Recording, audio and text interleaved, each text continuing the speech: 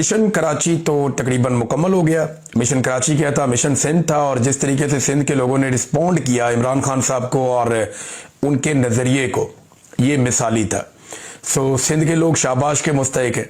कराची के कंधों पे जो बोझ आन पड़ा था, कराची ने वो बोझ उठा कर दिखाया है। कराची ने साबित किया कि वो जुल्म के, जबर के और फस्तायत के खिलाफ खड़ा है। एक ऐसा दौरा जिसमें सिर्फ चंद मुलाकातें थी, एक ऐसा दौरा जिसमें सिर्फ चंद स्ट्रीट मूवमेंट की बातचीत थी या लोगों से हल्की फुल्की इंटरेक्शन थी, वो दौरा बड़े बड़े जलसों में तब्दील हो गया और फिर एक इतने बड़े जलसे के साथ इख्तिताम पजीर हुआ कि सबकी आंखें खुली की खुली रह गई। कुछ मनाजिर तो अब सामने आए हैं। जैसे जैसे सोशल मीडिया पे तस्वीर और वीडियोज आ रही हैं जो आम लोगों ने बनाई थी, वैसे वैसे पता चल रहा है कि कितनी बड़ी तादाद में लोग कहां कहां से निकल कर आ गए और कितनी बड़ी मोबिलाइजेशन हुई है कराची में, सिंध में। तो ये एक बड़ी तैयारी है जो पाकिस्तान तहरीक इंसाफ को लेकर जाएगी स्ट्रीट मूवमेंट की जगह पे। और 8 फरवरी 2026 ये वो एक दिन है जब पूरे पाकिस्तान को बंद करने की एक कोशिश अपोजिशन जमातों की जानिब से की जाएगी। लोग लगातार आ रहे थे और बड़ी दूर दूर तक लाइनें लगी हुई थी आने वाले लोगों की जिस वक्त ये जलसा खत्म हुआ।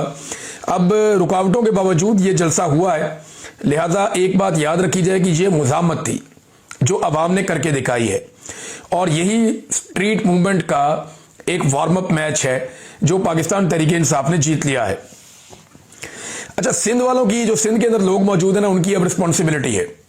जो लोग इमरान खान साहब के नजरिए को फॉलो करते हैं उनकी ये जिम्मेदारी है कि इस मोमेंटम को आगे बढ़ाना है उन्होंने, क्योंकि जो बड़ा टारगेट है इनका वो 8 फरवरी का है कि 8 फरवरी को पाकिस्तान का एक बड़ा इम्तिहान है कि कैसे पाकिस्तानी बाहर निकल कर आते हैं और एक बड़ा ट्रेंड चलाते हैं और पूरे मुल्क के हर चौक के अंदर वो डी चौक बनाते हैं। ये जो नारा है ना जो सुहेल अफरीदी ने दिया है, हर चौक डी चौक, ये नारा इस वक्त एस्टेब्लिशमेंट के लिए सबसे बड़ी मुसीबत है। ये मैं आपको फिर बता रहा हूं कि एस्टेब्लिशमेंट और मौजूदा हुक्मरानों के लिए जो सबसे बड़ी मुसीबत है वो यही नारा है कि हर चौक डी चौक। मसला यह है कि जब भी आप सारे पाकिस्तान को इकट्ठा करके एक मखसूस एरिया की तरफ लेकर जाना चाहते हैं, फर्ज करें रावलपिंडी या इस्लामाबाद, तो फिर होता यह है कि बेशतर लोग आ ही नहीं पाते अपने घरों से दूर।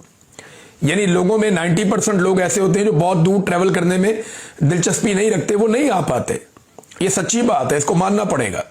लोग अपने घर के आसपास ज्यादा एहतजाज कर लेते हैं, बहुत दूर आने में लोग उतनी दिलचस्पी नहीं रखते, लोगों के वसाइल भी नहीं होते बाद औक़ात। और पाकिस्तान तहरीक इंसाफ कौन सा पैसा देकर लोगों को लेकर आती है या बसें वैगने खाना देकर लेकर आती है, लोग बेचारे अपना बंदोबस्त भी खुद करके आते हैं। तो अपने इलाकों में तो लोग काम कर लेते हैं, बहुत दूर नहीं जाते। ये लोगों के अंदर एक थोड़ा कॉम्प्लेक्स भी होता है, प्रॉब्लम भी होती है। तो ये जो एक तरफ को जाना है वहां पे हुकूमत के लिए बड़ी आसानियां पैदा हो जाती है कि एक रोड को बंद करना है, एक शहर को बंद करना है, एक इलाके को बंद करना है, वहां रुकावटें डालनी है। तो 10-15 हज़ार 20 हज़ार पुलिस वाले हों तो वो मार कुटाई करके, गोली चला के, शेलिंग करके, रबड़ की गोलियां चला के, बार बार रुकावटें डाल के वो कुछ ना कुछ करके मैनेज कर लेते हैं। 10 लाख बंदा भी आ जाए मैनेज कर लेते हैं। लेकिन अगर यही लोग पूरे पाकिस्तान में फैल जाएं तो ये बहुत बड़ी मुसीबत बन जाती है, क्योंकि हर जगह पे लॉ इन्फोर्समेंट की इतनी ताकत नहीं है कि वो पूरे पाकिस्तान को कंट्रोल कर लें, कर ही नहीं पाएंगे। पाकिस्तान में तादाद ही बहुत कम है और आम आदमी के साथ हर गली मोहल्ले में लड़ना ये पुलिस के या किसी सिक्योरिटी फोर्स के बस की बात नहीं है। तो ये जो नारा दिया है सुहेल अफरीदी ने कि हर चौक डी चौक, ये इस वक्त एक बड़ी मुसीबत बना हुआ है पाकिस्तान तहरीक इंसाफ के मुखालिफिन के लिए, एस्टेब्लिशमेंट के लिए और मौजूदा हुकूमतों के लिए कि इससे कैसे निपटना है। इससे निपटने का एक तरीका है कि पहले इतना खौफ फैला दें और पहले ही ऐसे इकदाम किए जाएं कि ये मोमेंटम बने ही ना। लेकिन अब जो कुछ हुआ अब तक, चाहे उसके लिए जिम्मेदार कोई भी है, कुछ टाउट्स कुछ अजीबोगरीब बातें कर रहे थे, मैं आपके सामने रख देता हूं अभी। यानी एक को मैं ये भी कहता हुआ सुन रहा था कि क्योंकि पीपल्स पार्टी ने सियासी सरगर्मियों की कुछ इजाजत दी थी, लिहाजा पीटीआई को उन पर तनकीद नहीं करनी चाहिए थी, तो उन्होंने जनाब तनकीद कर दी तो उनको भारी पड़ गया। ये अब कुछ लोग कह रहे हैं, तो ये भी बात गलत है। देखिए, जब जब कोई अपोजिशन कोई भी पॉलिटिकल एक्टिविटी करती है तो हुकूमत के खिलाफ ही करती है ना। ऐसा तो कभी नहीं होगा कि खैबर पख्तूनख्वा में जाके नून लीग जलसा करे या खैबर पख्तूनख्वा में जाके पीपल्स पार्टी जलसा करे तो वो सुहेल आफरीदी और इमरान खान की वहां तारीफें करे इसलिए कि उनकी हुकूमत ने एनओसी दे दिया उनको वहां जलसा करने का। ऐसा तो नहीं होता। अपोजिशन ने, यानी इन लोगों को ना जमहूरियत की अलिफ बे भी नहीं पता। ये बेचारे टाउट टाइप के लोग हैं, जर्नैलों से खबरें लेके चलाते हैं, बल्कि उनके बिहाफ के ऊपर पाकिस्तानी कौम को धमकियां भी लगाते हैं। अपनी औकात इनकी दो चपेड़े खाने की नहीं है और ये धमकियां लगाते हैं जर्नैलों के बिहाफ के ऊपर कौम को। और इनको छुपने की जगह भी नहीं मिलेगी। जिस दिन कौम ने मुड़ के इनकी तरफ सिर्फ घूरी डाली, इनको लग पता जाएगा, ये सामना नहीं कर सकेंगे पाकिस्तानियों का। मैं ये अच्छी तरह जानता हूं। तो कह रहे हैं जनाब, क्योंकि पीपल्स पार्टी को ना थोड़ा सख्त जुबान में इस्तेमाल कर दिया। भाई अपोजिशन का काम ही ये होता है कि तनकीद करना हुकूमत के ऊपर, और जमहूरियत उनको इजाजत देती है, आइन उनको इजाजत देता है कि वो सियासी सरगर्मियों में हिस्सा लें। अगर पीटीआई को सियासी सरगर्मियां करने की इजाजत दी जाती सिंध के अंदर और खुली इजाजत होती है पंजाब के अंदर, तो ये किसी का एहसान नहीं था, ये पाकिस्तान का आइन और पाकिस्तान का कानून था। रोकना जुल्म है, इजाजत देना एहसान नहीं है, वो नॉर्मल है। देखिए पीटीआई के दौर में कितने लोग आए लॉन्ग मार्च लेकर इस्लामाबाद, कितने लोगों को कत्ल किया गया। सवाए तहरीके लब्बैक का एक इवेंट हुआ, उसमें मार कुटाई हुई। उसके अलावा कौन है? फजलुर रहमान साहब भी आ गए, नून लीग भी आ गई, पीपल्स पार्टी भी आ गई। ये अपने अपने कंटेनर लेके पहुंचते रहे इस्लामाबाद में। क्या प्रॉब्लम हुआ? कुछ नहीं, वहां आके बैठे भी रहे। इमरान खान के दौर में जिसका जहां दिल करता था जलसा कर लेता था, वो रुकते भी नहीं थे। सिर्फ कोरोना के चंद दिनों में एसओपीज के तहत इन्होंने मना किया था कि अभी जलसे ना करें, लोगों को इकट्ठा ना करें, ये वबा फैल जाएगी। उसके अलावा तो कभी रोका नहीं, सब जलसे करते थे। तो इमरान खान कोई एहसान नहीं कर रहा था फजलुर रहमान पे या नवाज शरीफ पे या मरियम नवाज पे या बिलावल पे या जरदारी पे, नहीं कर रहा था। वो कोई एहसान नहीं था। वो एक आइन और कानून के अंदर एक इजाजत है जो सबको होनी चाहिए। अगर कोई रोक लेता है ताकत के बलबूते पे तो वो ज्यादती है। और पीएमएलएन ने और पीपल्स पार्टी ने ज्यादती की है एस्टेब्लिशमेंट के साथ मिलकर। और इस जुल्म के अंदर एस्टेब्लिशमेंट एक बड़े मुजरिम के तौर पे हमेशा मौजूद रहेगी, क्योंकि गंद मारना उन्हीं की वजह से होता है। इनकी तो औकात ही कोई नहीं है, उनके बगैर ये इतना गंद नहीं मार सकते। बिलाशुबा इनकी गंद मारने की कैपेसिटी बहुत है, लेकिन एस्टेब्लिशमेंट के बगैर ये ऐसे नहीं कर सकते। बहरहाल इनको जमहूरियत की अलिफ बे भी नहीं पता, ये उठ के तजिए करना शुरू हो जाते हैं। और अब कह रहे हैं कि जी सुहेल आफरीदी को फारिग कर दिया जाएगा। और किस बुनियाद पे कह रहे हैं कि जनाब उसकी एक तस्वीर उसकी दूसरी तस्वीर से मैच कर गई, तो हमने 9 मई में फिक्स कर देना है। वो जो एक तस्वीर है वो 9 मई की भी नहीं है, वो जो एक तस्वीर है वो उस जगह की भी नहीं है। एक बंदे की एक तस्वीर को दूसरी तस्वीर के साथ मैच कर दें तो उसको 9 मई में सजा दे देंगे। मैं आपको अपने मोबाइल में से निकाल के अपनी 2 फोटोज दे देता हूं, आप दोनों दे दें फोटोज, और दे के लाहौर फोरेंसिक लैब वालों से कहें कि जनाब इसको बताएं ये एक ही बंदा है, वो आप कहेंगे जनाब एक ही बंदा है, तो क्या इसकी बुनियाद के ऊपर मुझे 9 मई में फिट कर देंगे? ये क्या बकवास है? आपको साबित करना पड़ेगा कि वो बंदा उस दिन उस जगह मौजूद था और ये काम कर रहा था। ये आप कैसे साबित करेंगे? इन लोगों पे मुकदमात भी नहीं है, ये मुकदमे का हिस्सा भी नहीं है बंदा, और इसको उठा के जनाब उसके अंदर फिट करने जा रहे हैं कि हमने सुहेल आफरीदी को हटाना है। ये एस्टेब्लिशमेंट की एक ख्वाहिश है। एस्टेब्लिशमेंट को ये प्रॉब्लम है। देखिए ना, डीजी आईएसपीआर जिस लेवल तक पहुंच गए, उसके बाद डीजी आईएसपीआर और फौज की, यानी मुझे ऐसा लगता है वो जिद में हुकूमत चला रहे हैं ना। मिलिट्री एस्टेब्लिशमेंट जिद कर रही है ना, जिद के साथ निजाम चला रही है, तो उनकी कोशिश है कि सुहेल आफरीदी को घर भेजे। तो मैं एक बात तो बड़ी क्लियरली आपको बता दूं कि सुहेल आफरीदी इमरान खान का एक खिलाड़ी है, और इमरान खान की टीम में बेशुमार खिलाड़ी हैं। अगर आप सुहेल आफरीदी को निकालेंगे ना तो हाथ मल मल के रोएंगे और हाथ लगा लगा के पछताएंगे। वजह यह है कि आपको इससे बड़ी मुसीबत आपके गले पड़ जाएगी, यह मैं आपको पहले बता रहा हूं। अगर सुहेल आफरीदी को निकालेंगे तो इससे बड़ी मुसीबत आपके गले पड़ेगी। और एक चीज और बताऊं, आपको यह लगता है कि आप आराम से निकाल के हैप्पी बर्थडे टू यू कहेंगे, या आप ये हुकूमत घर भेज देंगे खैबर पख्तूनख्वा की, वहां कोई इमरजेंसी लगा देंगे, तो लोग आपको कहेंगे शाबाश जबरदस्त आपने काम किया? नहीं, लोग आपके गले पड़ जाएंगे। एस्टेब्लिशमेंट के लिए खैबर पख्तूनख्वा एक मुसीबत बन जाएगा और एस्टेब्लिशमेंट बहुत बुरी तरह वहां फंस जाएगी। ये बात एस्टेब्लिशमेंट भी जानती है। बहरहाल ख्वाहिशात अपनी जगह पे हैं, ख्वाहिशात पूरी करने के लिए ये हमेशा उल्ट पटांग हरकतें करते रहते हैं। तो देखते हैं अब इसमें क्या करते हैं। सुहेल आफरीदी ने जो स्टेटमेंट दिया, सुहेल आफरीदी ने कहा कि सिंध हुकूमत ने जो बेहुरमती सिंध की अजरक और सिंधी टोपी की है, आप उन्हें कभी माफ ना करना। सिंध की आवाम ने जो मोहब्बत हमें दी है इसको हम कभी नहीं भूलेंगे। ये सुहेल अफरीदी ने वहां पे स्टेटमेंट दिया, सिंध के लोगों का शुक्रिया अदा किया और सिंध की हुकूमत से शिकवा किया। अब मुराद अली शाह साहब किस मुंह से मिलेंगे सुहेल अफरीदी को? क्या वो मुलाकात कर सकते हैं कि जनाब आए बैठे मिलते हैं हम? और अगर मिलेंगे तो किस मुंह से मिलेंगे, ये भी एक बड़ा सवाल है। जितना जुल्म उन्होंने अपने सूबे में सुहेल अफरीदी और उनके साथियों के साथ किया कि एक वजीर आला की जान को खतरे में डाल दिया, और अब नासिर शाह साहब जो है वो बोंगलुओं से मट्टी झाड़ रहे थे, नहीं जी वो सेफ एरिया था, नहीं जी हमने उनको बचाया था, नहीं जी वो ट्रैफिक जैम थी। रात पुलिस वाले खुद बताते रहे कि हमें हुकूमत ने कहा कि सारे रास्ते बंद कर दो। वो 2 घंटे का रास्ता जो है ना, बिलावल को कभी आप निकाले ना हैदराबाद से यहां के लिए, तो ये 2 घंटे का टोटल रास्ता नहीं है, तो उसके ऊपर जो है 7-8 घंटे लग गए। ये अच्छा आपने प्रोटोकॉल दिया है। तो ये एक्चुअली मेहमान नवाजी के खिलाफ है, और जरदारी साहब ने सारी जो सिंध की रवायात है ना उनको तबाह करके रख दिया। यानी आसिफ अली जरदारी ने सिंध का पानी भी कुर्बान कर दिया। पानी का मैं आपको सिंपली थोड़ा सा बता देता हूं कि देखिए हमारे पास जो टोटल दरिया है उनमें से 3 दरिया तो अयूब खान ने दे दिए थे इंडिया को, रावी, सतलुज और ब्यास। चनाब और झेलम 2 बाकी दरिया रह गए। उन दोनों दरियाओं के ऊपर इंडिया ने हमारा पानी रोकना शुरू कर दिया। हम उम्मीद करते हैं हमारी फौज वो पानी छुड़वाएगी, लेकिन हमें अभी दिखाई नहीं दे रहा, इस बारे में कोई स्ट्रेटेजी नजर नहीं आ रही। इंडिया हमारा पानी रोक कर बैठा हुआ है, फिर पीछे रह जाता है, और उसकी पुराने दरियाओं की वजह से दरिया दाजल जो था वो भी खुश्क हो गया, और आपका पूरा जो सहराई इलाका है चोलिस्तान का और सराउंडिंग का वो सारा खुश्क हो गया। वहां पे एक दौर में खेती बाड़ी होती थी, अब खुश्क है। तो एक दरिया सिंध बचता है जो पंजाब को भी सैराब करता है और नीचे जाके सिंध वालों की सैराबी का भी काम करता है। अब दरिया सिंध का पानी 6 नहरों के जरिए से सहरा के अंदर ले जाया जा रहा है, जिसका पानी पहले इंडिया को दे दिया गया था। सहरा में जो है वो SIFC के तहत पाकिस्तानी जर्नैल जो है वो बहुत बड़े पैमाने पे ज़रूरी एक्टिविटीज करना चाहते हैं।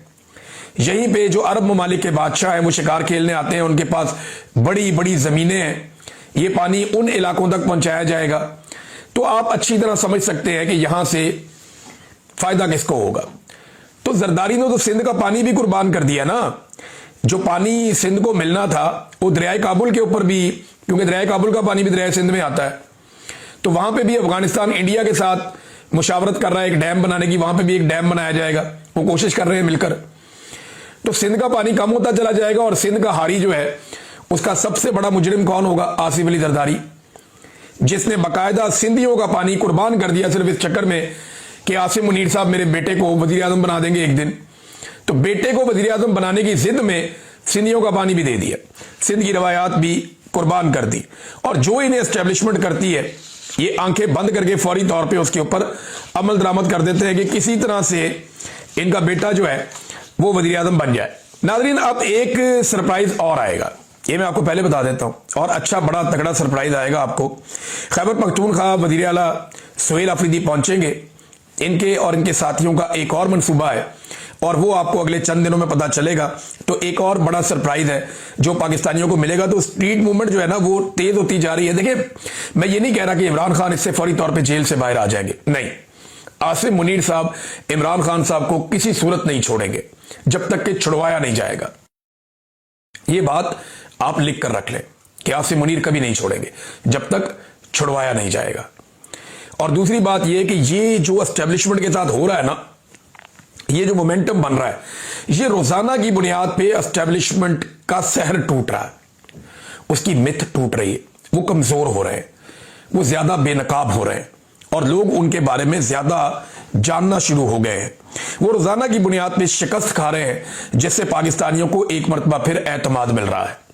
महमूद अचकज़ई साहब के कुछ बड़े इंपॉर्टेंट स्टेटमेंट्स हैं, यहां मुझे आपको बताने पड़ेंगे क्योंकि वो इससे रिलेटेड है। उन्होंने कहा जी कोर कमांडर 12,000 फौजियों की कमांड करता है। 9 मई को कोर कमांडर हाउस क्यों खुला था, लोग कैसे अंदर घुसे, हमारे फौजी जंग की किताबें पढ़ते हैं। उन्होंने ये भी जंग की तरह खेला कि आओ इनको इस तरह फंसाओ। यानी अब महमूद खान अचकज़ई भी इस नतीजे पर पहुंचे कि ये फॉल्स फ्लैग ऑपरेशन है। जिन्होंने 4 मार्शल लॉ लगाए, पहले वो इन पर माफी मांगे ना, फिर 9 मई पर माफी मांग ली जाएगी कि जनाब अगर आपने माफी मंगवानी है तो पहले खुद माफी मांगो कि 4 दफा आपने पाकिस्तान में मार्शल लॉ लगाया। इमरान खान जेल से कहता है कि अगर हम चोर हैं तो कमीशन बना दो। वही सजा दे दो, मगर कमीशन बना ही नहीं, क्यों नहीं बन रहा? कोर कमांडर का दफ्तर और गेट खुला हुआ क्यों था? ये उन्होंने फिर सवाल उठाया। उन्होंने कहा यह सब एक मंसूबा था, एक जाल था जो बिछाया गया था। हम लाहौर फतह करने नहीं, वोट के हक के लिए निकले थे। 8 फरवरी के इंतखाबात में अवाम का मैंडेट बेमिसाल जुल्म से छीन लिया गया। मसला इमरान खान नहीं, मसला अवाम की राय है। आइन को बार बार पामाल किया गया। यही जुल्म पाकिस्तान की बुनियादें खोखली कर रहा है। तहरीक तहफ़्फ़ुज़ आइन पाकिस्तान किसी फर्द की नहीं, जुल्म के खिलाफ अवामी जिद्दोजहद की तहरीक है। यह भी महमूद खान अचकज़ई साहब ने कहा। उन्होंने कहा जी मुझे एक और खतरा है कि कुछ महीनों में, अल्लाह ना करे ये बात सच हो, लेकिन महमूद खान अचकज़ई जो है ना वो बड़े उन सियासतदानों में से हैं, और ये बात पहले फजलुर रहमान साहब भी कह चुके हैं। महमूद खान अचकज़ई और फजलुर रहमान वो सियासतदान हैं जो पाकिस्तान के चप्पे चप्पे से ना सिर्फ वाकिफ हैं बल्कि इनकी बड़ी गहरी नज़र भी होती है। अब वो ये कहते हैं कि मुझे खतरा है कि कुछ महीनों में कुछ इलाके पाकिस्तान से ये कह दें कि आपका कोई भरोसा नहीं है, आप आइन बनाते हैं, बिगाड़ते हैं, लिहाजा हमारे साथ नया इमरानी मुआहदा दस्तखत करो, एक नई आइन साज असम्बली बनाओ। ये बड़ी खतरनाक बात है। और ये बात जो है ना वो फजलुर रहमान साहब भी कह चुके हैं कि बहुत सारी जगहों पे हुकूमत मौजूद ही नहीं है, उनकी अमलदारी ही नहीं है। और वो भी ये कह चुके हैं कि खुदा ना खास्ता वो पाकिस्तान को एक अजीब सूरत हाल में देख रहे हैं। फजलुर रहमान साहब जैसे लोग, दीगर कुछ और बड़े सीनियर सियासतदान, ये एस्टेब्लिशमेंट की ख्वाहिश तो हो सकती है कि पाकिस्तान खुदा न खास्ता टूट जाए, जैसे माजी में इन्होंने तोड़ा था, 2 टुकड़े कर दिया था, लेकिन पाकिस्तानी ये होने नहीं देंगे। पाकिस्तानियों को हर हाल में एस्टेब्लिशमेंट को रोकना पड़ेगा और इस जुल्म का सिलसिला बंद करवाना पड़ेगा, वरना पाकिस्तान बड़ा नुकसान खुदा न खास्ता इससे उठा सकता है। नादरीन, आपको याद होगा शेर अफजल मरवत साहब अक्सर कहा करते थे, और मेरी बात का बुरा ना बनाएं, मैं सिंपल एक सादी सी बात कर रहा हूं। वो अक्सर ये कहा करते थे कि मेरी वजह से लोग निकलते थे, मैंने तहरीक चलाई थी, मैं था जिसने लोगों को निकाला था। इमरान खान तो जेल चला गया था 9 मई के बाद, मैंने ये करके दिखाया था। तो देखे शेर अफजल मरवत साहब, आपने तो निगरान हुकूमत में किया था इलेक्शन से पहले, अब आप देखें कैसे सुहेल आफरीदी ने लोगों को निकाला। मामला ये नहीं है, शख्सियत का मामला ही नहीं है, मामला नजरिए का है, मामला एक मिशन का है, मामला एक मकसद का है जिसके लिए पाकिस्तानी कौम इमरान खान के साथ खड़ी हो गई है। आज उस मकसद को, उस नजरिए को अडियाला जेल में बैठा हुआ शख्स इमरान खान लीड कर रहा है। आज के दिन की आप बात करें ना, हाल की बात करें, तो इमरान खान उस नजरिए को लीड कर रहा है कि पाकिस्तान में आइन की हुक्मरानी होनी चाहिए, गैर जमहूरी हरकतें बंद होनी चाहिए, इंसानी हकूक की पामालियां बंद होनी चाहिए, रूल ऑफ लॉ होना चाहिए। आप 100 गिला करें इमरान खान की सियासत से माजी में, लेकिन इमरान खान साहब आज इस नजरिए का अलम थाम के खड़े हैं। अब जो जो वो अलम पकड़ेगा अवाम उसके साथ निकल जाएगी। कल ये शेर अफजल मरवत साहब के हाथ में था, लोग उनके पीछे आ रहे थे इस नजरिए और इमरान खान के साथी होने की वजह से। आज यहां पे अली अमीन गंडापुर साहब थे, माजी में हमने देखा अवाम उनके पीछे चल पड़ी थी। आज हम देख रहे हैं सुहेल आफरीदी, सारे लोग उनके साथ चल पड़े हैं, तारीखी मनाजर हम देख रहे हैं। तो ये खैबर पख्तूनख्वा नहीं था, ये सिंध था जहां पे जाके उन्होंने इतनी बड़ी एक्टिविटी कर दी है। तो ये सबकी गलतफहमी दूर हो जानी चाहिए। मामला नजरिए का है, मामला इस वक्त पाकिस्तान का है और पाकिस्तानी अपने मुल्क के लिए खड़े। एक और बड़ी अफसोसनाक चीज नादरीन रिपोर्ट हो रही है और इस पे फौरी तौर पे तवज्जो दी जानी चाहिए और तमाम लोगों को इस पे तवज्जो देनी चाहिए। ये वादी तीरा में जो ऑपरेशन का प्लान किया गया है उसकी वजह से बड़े पैमाने पर हजारों लोग नकल मकानी कर रहे हैं और सड़कें जो है ना वो लंबी कितारें उसके ऊपर गाड़ियों की नजर आ रही हैं, तो लोग वहां से निकलना चाह रहे हैं। अब ये सिलसिला बड़ा सुस्त है और यहां पे बहुत ज्यादा कबाहतें मौजूद है और इंतजामी गफलत भी मौजूद है। अच्छा, अब मामला यह है कि पीडीएम और इंतजामिया के इंतजामात बिल्कुल भी अच्छे नहीं हैं। ये ताहिर खान साहब एक जर्नलिस्ट है, वो ये बता रहे हैं रजिस्ट्रेशन पॉइंट 1 है और इंतजामिया की कारकर्दगी कमजोर है। खुराक और तिब्बी इमदाद का मामला भी तसल्ली बख्श नहीं है, वॉशरूम्स का इंतजाम भी नहीं है। तीरा से पेशावर का तकरीबन 3.5 घंटे का रास्ता है, लेकिन पेशावर पहुंचने में 24 घंटे लग जाते हैं। ये लोग एक मरतबा फिर अपने घर छोड़ के जा रहे हैं। ये बेचारे कब तक नकल मकानी करते रहेंगे, कब तक अपने इलाके, अपने गांव, अपने मोहल्ले, अपने बाजार उन्हें छोड़ छोड़ के बाहर जाते रहेंगे? कब तक? आप सोचे ना, लाहौर में बैठे हुए लोग या इस्लामाबाद में बैठे हुए लोग कि आपको नकल मकानी करनी पड़ जाए, आप कहां जाके रहेंगे? अगर आपको जाके खैमों में रहना पड़े और सर्दियां आपको बाहर गुजारनी पड़े तो आप कैसे गुजारेंगे? जब आपके पास पैसे भी नहीं है, आपके पास वसाइल भी नहीं है, और एक मरतबा फिर आपको पता चले कि आपके इलाके में ऑपरेशन हो रहा है और ऑपरेशन पे ऑपरेशन होता है, बार बार ऑपरेशन होता है, नतीजा क्या निकलता है? सिफर। अमन इमरान खान के दौर में आया क्योंकि इमरान खान ने स्टेक होल्डर्स को एतमाद में लेने की पॉलिसी दी, ड्रोन हमले सिफर किए, और उसने सिर्फ हथियार से लड़ाई को नहीं रोका बल्कि उसने सियासत को भी हथियार बनाया। तो ये आपको होश के नाखून लेने चाहिए और उस फार्मूले पे अमल दरामद करना चाहिए। नाजरीन, एक बड़ी खबर है, उस पर हमें लगातार नजर रखनी होगी। ईरान की सूरत हाल, ईरान की सूरत हाल काफी कशीदा है। ईरान के सदर ने खिताब किया और वो अपने खिताब में कहते हैं जी कि वो जायज मुतालबात से नाराज नहीं है, वो जायज मुतालबात पर अपने लोगों से बातचीत करना चाहते हैं और वो मसाइल को हल भी करना चाहते हैं। और उन्होंने ये कहा कि लोगों के मुतालबात बहुत जायज भी हैं और तमाम एहतजाज करने वालों को वो बुरा भी नहीं कहते। लेकिन साथ ही साथ उन्होंने कहा कि ईरान में बैरूनी एजेंट दाखिल हो चुके हैं जो काम कर रहे हैं, वो मासूमों को मार रहे हैं, उन्हें कत्ल कर रहे हैं, उन्हें यह हक नहीं दिया जा सकता। उन्होंने इल्जाम लगाया कि इसराइल और अमेरिका इसके पीछे हैं और नौजवान गुमराह ना हो। ये ईरान है। अब तक जो हलाकतों की तादाद है वो कुछ मीडिया ये कह रहा है कि सैकड़ों में हो गई है। सिक्योरिटी फोर्सेस के लोग जो हैं वो भी इसमें जाँ बहक हुए हैं, आम शहरी बड़ी तादाद में जाँ बहक हुए हैं।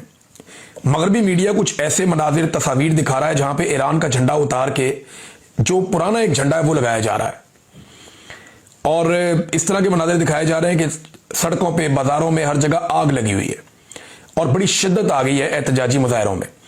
दूसरी जानिब कुछ जो दावे हैं वो ये सामने आ रहे हैं कि गुज़िश्ता 24 घंटों में ईरान में कुछ शिद्दत में कमी भी आई है और जो मुजाहरों की एक बहुत पीक था वो शायद गुजर गया है।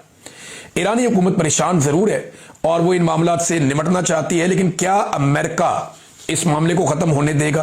क्योंकि अमेरिका और मगरबी ममालिक ईरान के मौजूदा रजीम से खाइफ है और बड़े लंबे अरसे से खाइफ है, और उन्हें लगता है कि ये एक मौका हो सकता है ईरान में रजीम तब्दील करने का। तो क्या वो इस मौके को जाया होने देंगे? कुछ ऐसी ब्रीफिंग्स हैं और कुछ ऐसी चीजें हैं जो इस वक्त अमेरिकी फौज में चल रही हैं और अमेरिकी मीडिया में रिपोर्ट हो रही है। डोनाल्ड ट्रंप को मंगल वाले दिन इनके ऊपर कभी इम्कान है कि ब्रीफिंग दी जाएगी और उसके बाद वो कोई फैसला करेंगे कि ईरान के ऊपर कोई फौजी कार्रवाई करनी है या नहीं करनी। अमेरिका के अंदर बहुत सारे लोग इस मामले को इंस्टिगेट कर रहे हैं। वो डोनाल्ड ट्रंप को कह रहे हैं कि हम आपकी जगह होते तो अब तक ये कर देते, ये कर देते, ये कर देते। लेकिन ईरान जो है वो तरन वाला भी नहीं है, ये भी सब जानते हैं। तो इसके असरात आएंगे पूरे रीजन के ऊपर। तुर्की अपनी पोजीशन ले चुका है। पाकिस्तान का जो स्टेटमेंट है वो बड़ा जेनेरिक किस्म का है। पाकिस्तान ने खुल के इसके बारे में अभी तक जो एक कैटेगोरिकली बंदा कह देता ना, साफ बात, ब्लैक एंड व्हाइट में, वो पाकिस्तान का अभी तक इस पे मौकिफ मैंने नहीं देखा। बहरहाल ईरान के लिए बड़ा क्रूशल टाइम है, उनका जो वहां पे रजीम है उसके लिए बड़ा क्रूशल टाइम है। वो इसको कैसे टैकल करते हैं, क्योंकि इससे पहले उन्होंने कई मरतबा टैकल किया है, लेकिन इतनी बड़ी मुसीबत इससे पहले उनके ऊपर नाजिल नहीं हुई। अब तक के लिए इतना ही। अपना ख्याल रखिएगा, अपने इस चैनल का भी। अल्लाह हाफिज।